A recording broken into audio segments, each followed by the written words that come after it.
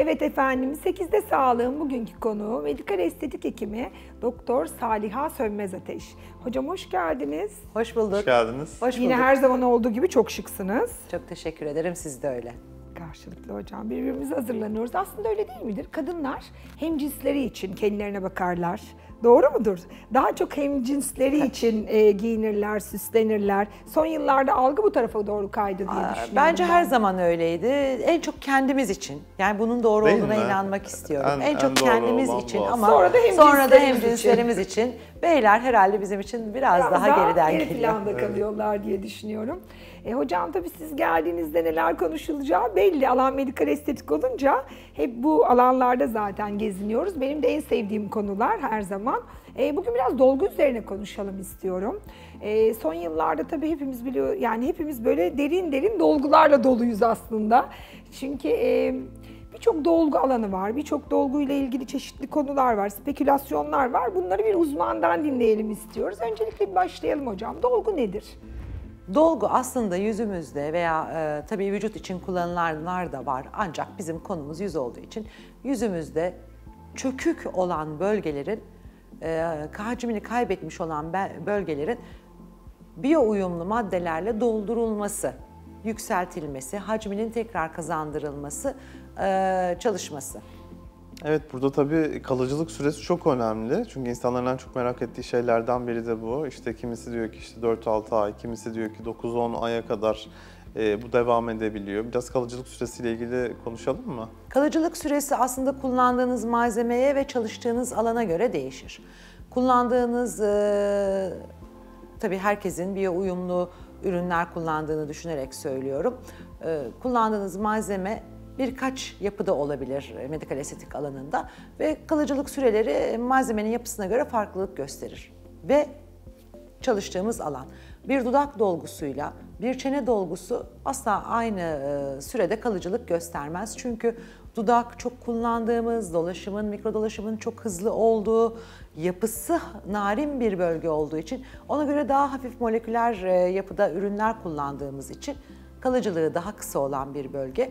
Çene gibi, elmacık, şakak gibi daha az hareketli, mikrodolaşımın az olduğu ve daha az mimik yaparak kullandığımız sahalardaki dolguların kalıcılığı elbette ki ciddi biçimde daha uzundur. Peki hocam, tabii danışanların algısında şöyle bir durum da var.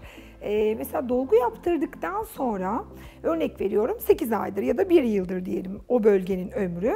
İşte o 1 yıl geçtikten sonra dolgunun tamamen geçeceğini düşünüyorlar. Aslında yeni nesil dolgularda, tabii ki siz daha iyi bilirsiniz ama %30'luk, %40'lık bir barem yani dolgudan kaybediyoruz ve aslında kalan %50 duruyor.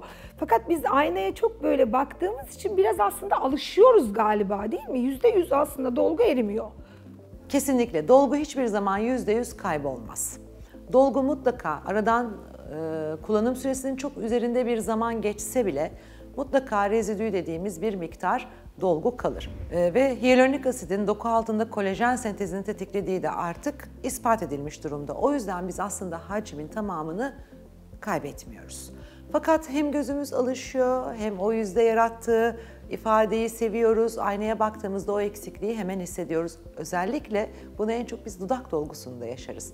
İlk yaptığımız anda ortaya çıkan ödemle beraber bayağı büyük bir dudak gibi gelir Bir de kişiye. oraya tabii hocam iğne de girdiği için, enjeksiyon Tabii. yapıldığı için bir iğne ödemi de oluyor Tabii, aslında. ürünün ödemi, iğne ödemi, masaj yapıyoruz. Onun ödemi bayağı ödem yüksek oluyor. Ve ilk hafta sonunda ödem çekildiğinde bazen yeni tabii tecrübesiz hastalar, aslında da tecrübelisi ve tecrübesizi var artık. Kesinlikle. Tecrübesiz hastalar panikliyor. Dolgum gitti, hiçbir şey kalmadı geriye. Hemen yenisini yapalım. Evet.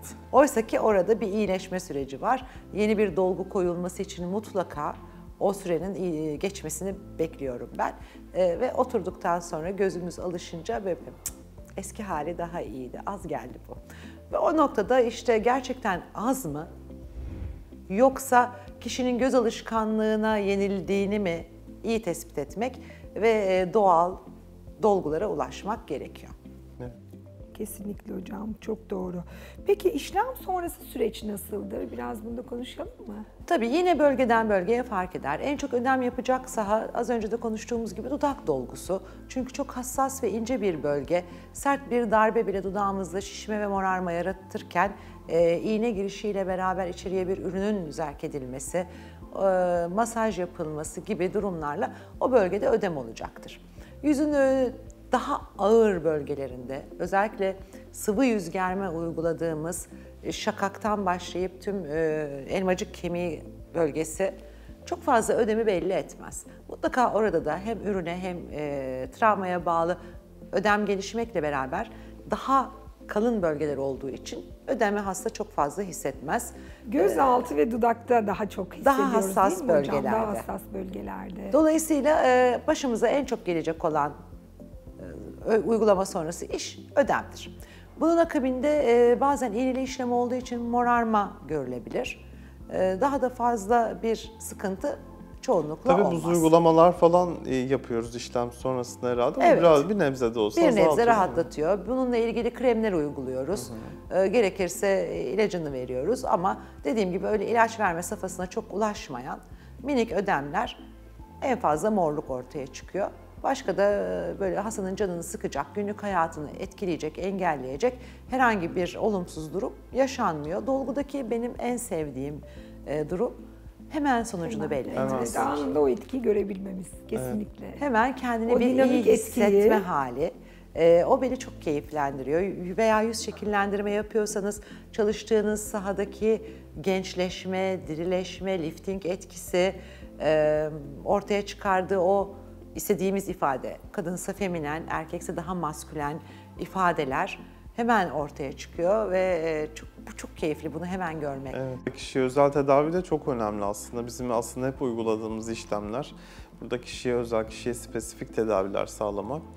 Ben mesela en son burun köküme bir dolgu yaptırmıştım. Uzun yıllar çünkü gözlük kullandım ve burun kökümde böyle bir çökme oluşmuştu. Daha sonra tabii gözümden tedavi gördükten sonra bir dolgu ihtiyacı hissettim ve hemen dolguyla bu işi hallettik. Aslında cerrahiden de korkuyordum bir miktar. Bu yüzden de cerrahiden korkan hastaların aslında tercih sebeplerinden biridir diye düşünüyorum dolgular. Kesinlikle. Cerrahiden korkan, çeşitli sebeplerle cerrahiye uygun olmayan, mali olarak bunu karşılayamayacak olan kişilerde dolgu ben çok severek yapıyorum. Benim de en çok sevdiğim uygulamalardan Gerçekten biri hemen hocam. yüz şeklini çok Hemen ciddi değişiyor. değiştiren. Bakın hani ve burun köküne yaptığınız o minnacık bir dokunuş uzun sürede sizinle kalacak o Tabii. dolgu. Bazı bölgeler uzun dayanıklıdır. Burun da bunlardan biri. O kadar etkin sonuçlar alıyoruz ki doğru vakalarda ve ehil ellerde yapıldığı takdirde gerçekten sizi gençleştiren, yüzünüzü yani bir sürü cihazla kullanıyoruz ve ama dolgusuz bir yüzü lift etmek, genç göstermek, parlak göstermek, doku altını desteklemek belki de hiç mümkün değil. Peki hocam bir de hemen hangi bölgelere yapıldığını konuşalım mı dolgunun? Tabii ki. Dolguyu ben çoğunlukla sıvı yüz germede, şakaktan başlayarak tüm elmacık kemiği boyunca kullanmayı çok severim. Yine jawline'ımızı, o yüzümüzün çerçevesini belirginleştirmek için çene hattını, çene yüzümüzde çok önemli bir bölge. Çene dolgusunu yaptığımız zaman inanılmaz değişimler yaşıyoruz. Gıdının görüntüsünün kaybolmasından, jawline'ın belirginleşmesine, dudak, çene ve burun hattındaki doğru orantıyı yakalayabilmek, doğru açıyı yakalayabilmek için çene bölgesini doldurmayı çok severim. Keza burun dolgusu, gözaltı dolgusu, alın dolgusu, çünkü bazen alın çeşitli sebeplerle düzleşiyor, hafif bombelendirmek veyahut da dolgu ürünlerimiz artık çok geniş bir skalada olduğundan dolayı yaşla beraber gelen ağız çevresi yaşlanmasını hem önüne geçmek hem de ortaya çıkan o çizgileri, efektleri düzeltmek için kullanıyoruz. Nazolabiyaller, yani şu burun, ağız kenarı çizgilerimiz, ağız kenarından aşağı doğru inen marionetli çizgimiz, o çim bıyıkları, bunların hepsinin tedavisinde dolgunun yeri çok büyük. ellerde, vücutta da kullanılabiliyor Tabii. dolgular değil mi Elleri hocam? çok seviyorum çünkü El dolgusu benim de çok çoğunlukla sevdiğim uygulamalardan değil mi? biri. Çoğunlukla unuttuğumuz bir bölge ama yüz çok güzel, gencecik, boyun öyle hasta bakımlı. Ellere bir bakıyorsunuz, evet. İşte orada biraz bir şeyler eksik kalmış. Hemen o bölgeye de dolgu yapmak mümkün. Dediğim gibi sadece dolgu efektinden faydalanmıyoruz. Aslında zaman içinde arttırdığı kolajen sentezinin getirdiği gençlikten de faydalanıyoruz. Hem doluyor, hem cilt genişliyor ve parlıyor, ince kırışıklıklar açılıyor ve artmış bir kolajen senteziyle siz yatırım da yapmış oluyorsunuz Geleceğe sonraki yatırım yıllar yapmış için. oluyorsunuz. Peki hocam, yine böyle yani zaman nasıl geçti farkında bile değilim. Verdiğiniz kıymetli bilgiler için çok teşekkür ederiz. Konu medikal estetik olunca ben kendimden geçiyorum, Tabii. zamanı bile fark etmiyorum. Yine çok keyifli bir sohbetti. Çok teşekkür ederim. Ayaklarınıza Çok sağlık. İyi teşekkür ki ederim. geldiniz. Dolgu konusunda anlatacak çok şey var.